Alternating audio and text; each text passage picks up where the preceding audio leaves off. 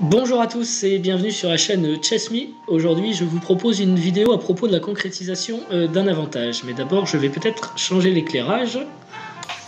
Voilà, j'ignore si ce sera mieux, mais bon, peu importe, allons-y. Donc, je vous propose de regarder une partie qui est assez connue.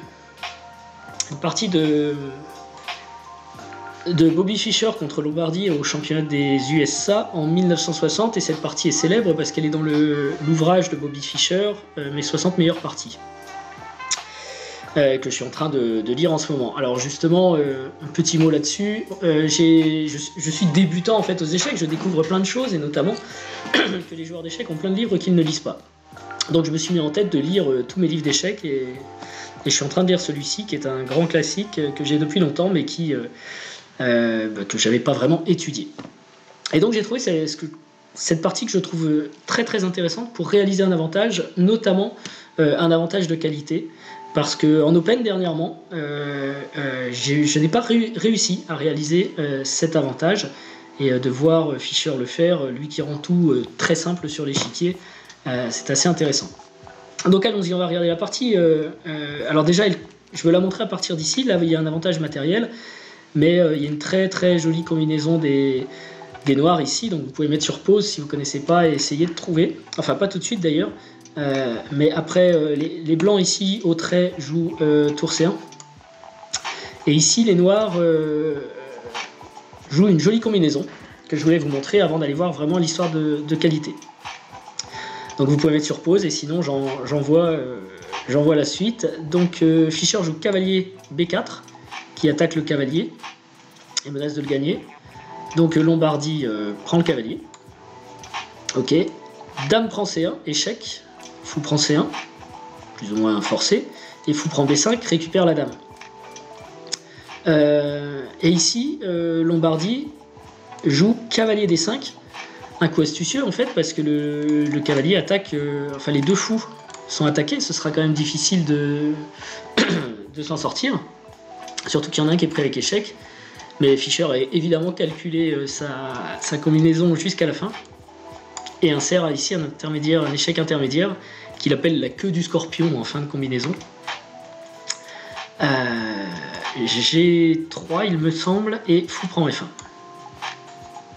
Du coup il faut reprendre le fou, et le fou H4 peut venir. Alors il n'a pas beaucoup de cases, s'il veut sortir sain et sauf, c'est D8. Voilà. Et là, c'est la position de départ qui m'intéresse, en fait. Quand j'ai trouvé ça dans le bouquin, enfin... et encore, peut-être, les blancs jouent fou D2, ce qui enlève la case A5 au fou noir, et le fou noir a peu de cases. Et donc, dans cette position, Fischer a une qualité d'avance pour un pion. Et donc, comme je vous le disais en introduction, la situation s'est présentée pour moi dans un Open très très récemment, contre un joueur à 17,50. Très vite, j'ai gagné une qualité, et je me suis relaxé en disant bah, tiens, maintenant avec une qualité de plus, j'ai gagné sans problème. J'ai joué plutôt des mauvais coups, et j'ai raté plusieurs gains. Et la partie s'est finalement terminée par une nulle, ce qui est plutôt super décevant, quoi. Et je me suis dit mais comment j'ai pu rater cette transformation. Et cette partie de Fischer illustre bien en fait qu'il faut rester concentré, qu'on peut gagner, mais que le chemin n'est pas facile. Et sur cette position lui-même, Fischer écrit ok, les noirs ont une qualité de plus, mais la réalisation technique est très difficile. Donc moi, amateur, je me dis j'ai une qualité de plus, c'est bon, c'est gagné. Et un futur champion du monde comme Fischer à ce moment-là va dire c'est pas encore fait, et c'est très difficile. Pourquoi ? Parce que si on regarde bien la position, les blancs ont un super cavalier qui rayonne, qui est indélogeable, parce que le fou de case noire peut évidemment pas lui faire du mal, il est sur case blanche. Le fou blanc, si on joue encore un coup ou deux, Fischer a joué tour C8, fou C3, est placé sur sa superbe diagonale. La tour n'a pas de colonne ouverte puisqu'elle n'est pas exploitable, le fou bloque. Et le fou noir, il n'a pas beaucoup de cases où aller, vous voyez, elles sont toutes plus ou moins contrôlées. Fou G5, F4 par exemple. Bon. Donc du coup ici c'est intéressant de se poser la question comment transformer l'avantage en fait. Et encore une fois, Fischer rend les choses compliquées très simples. Donc le cavalier blanc est très fort et sa priorité, ça va être de déloger le cavalier et d'activer les tours, parce que les tours ont besoin de colonnes. Donc on peut réfléchir soi-même à un plan, mais donc je viens quand même de donner celui de Fischer. Donc on va regarder en pratique ce que ça fait. Il joue F5 tout de suite, pousse le pion avec le soutien de la tour, pour enlever en fait le point d'appui du cavalier blanc. Tous les problèmes noirs résident en partie sur ce cavalier. Ok, donc Lombardi ne veut pas forcément ouvrir la colonne F, provoquer des échanges, etc. Donc il pousse E5, et du coup le cavalier blanc n'a plus son support central pour sa superbe position. Donc immédiatement, activation de la tour avec attaque. Alors ça c'est possible grâce à un petit point tactique, parce que si par exemple les blancs veulent jouer fou B4, il y a tour prend, et si fou prend, tour échec, le roi bouge, peu importe où, et on a quand même gagné 2 pièces pour la tour, donc du coup on se retrouve avec une pièce de plus, comme on avait une qualité d'avance. Donc ça c'est avantageux pour les noirs, et puis le pion a été récupéré aussi, donc c'est très avantageux pour les noirs. Donc pas possible de faire jouer cette petite fourchette ici pour les blancs. Donc du coup il faut sauver le cavalier. Et il y a un autre problème, on pourrait le mettre en E3 par exemple. Si cavalier E3, on a fou A5 qui gagne un pion en fait. Parce qu'ici on menace de gagner un pion évidemment sur C3. Et si fou prend, tour prend, et on a une double attaque sur les pions ici. Et la prise du cavalier F5 se heurte à tour prend. Enfin je peux le montrer, hein, cavalier prend F5, tour échec, et c'est le cavalier qui est perdu. Enfin d'ailleurs je dis des bêtises, puisque de toute façon le pion F5 est défendu par la tour. Donc ici un pion est gagné de toute façon par les noirs. Donc Lombardi recule son cavalier finalement sur la seule case possible qui est B4. Pardon. Oui, cavalier B4.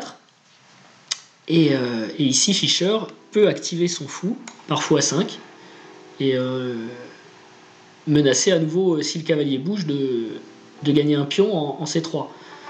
Donc du coup, il n'y a pas le choix pour les blancs. Il y a une défense ici qui se présente. A3. Fou prend. Et encore une fois, la tactique rend service à Fischer, puisque si fou prend B4, comme ça, on a tour échec qui gagne un pion. Donc A prend B4. C'est le coup de la partie, je crois. Oui, voilà. A prend B4. Alors la situation a très vite changé en fait. Désormais, le cavalier a disparu, le fort cavalier, et les pions noirs sont affaiblis. Les pions blancs, pardon, sont affaiblis. Donc, il s'agit de renouveler pour Fischer le plan, de trouver un nouveau plan, sachant qu'il a mené à bien sa première étape. Alors, le nouveau plan, on a une colonne ouverte, donc ce serait génial de l'occuper. On est désormais en finale, donc le roi peut être centralisé. Et puis on a des pions faibles, comme je viens de le dire, en B, qui n'existaient pas auparavant, qu'on va pouvoir essayer d'attaquer. Donc Fischer met en action ce plan. Occupation de la colonne. Les blancs aussi viennent centraliser leur roi, hein, c'est important. Dès qu'on rentre en finale, il faut que le roi se centralise, il participe à la bataille, il n'est plus vraiment en danger. Roi F7. H4, pour prendre de l'espace à l'aile dame. Roi E6. Donc ça y est, le roi noir est bien placé. Roi E3 et tour C8, on active la dernière tour. Tour G1, les blancs préparent peut-être... les blancs en fait ont l'avantage à l'aile roi puisqu'ils ont une majorité de pions à l'aile roi, donc ils peuvent essayer de pousser les pions à l'aile roi pour créer un pion passé. Et tour C4, case optimale, on coupe le roi, on fait une action aussi sur G4 qui était visée par les blancs. Et pression sur les pions faibles, notamment B4. Donc à partir de là, on peut dire que les noirs ont totalement optimisé leur position, mais comment progresser? On a toujours la qualité d'avance, on a de bonnes pièces, mais comment gagner? Et Fischer indique que la seule réalisation technique possible, c'est de sacrifier une tour contre le fou, en essayant de gagner un pion au bon moment, pour entrer dans une... Enfin, regagner un pion, pour entrer dans une finale gagnante. Puisqu'en gros, il considère qu'ici, il ne peut plus progresser. Alors pour son nouveau plan, il est un petit peu... il est un petit peu aidé parce que Lombardie fait une erreur en jouant roi D1, mais pour dire que c'est une erreur, il faut être capable de bien calculer. Parce que là, il y a une opportunité en fait de rentrer en finale de roi, avec tour prend C3 et tour prend D4, échec, échange de tour. C'est une possibilité, donc évidemment il faut la calculer, et Fischer ici calcule cette finale, et on va voir de quelle façon il réalise cette finale en fait. Donc super bon coup, sacrifice de qualité, enfin rend la qualité en quelque sorte, coup forcé, hein, tour échec, coup forcé encore, tour prend, coup forcé encore. Et on arrive dans la finale de roi, qui, comme souvent les finales de roi, il faut être capable de les calculer jusqu'au bout, et celle-ci, Fischer a calculé qu'elle était gagnante. Pourquoi est-ce qu'elle est gagnante? Alors d'abord, le roi noir est bien mieux placé que le roi blanc, ok.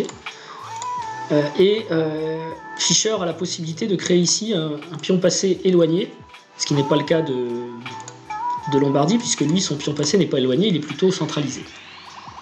Et donc ces deux facteurs vont garantir la victoire à Fischer. Ça, c'est une évaluation qu'on est peut-être tous capables de faire, mais encore une fois, dans la réalisation, Fischer va montrer très simplement comment le jouer au mieux.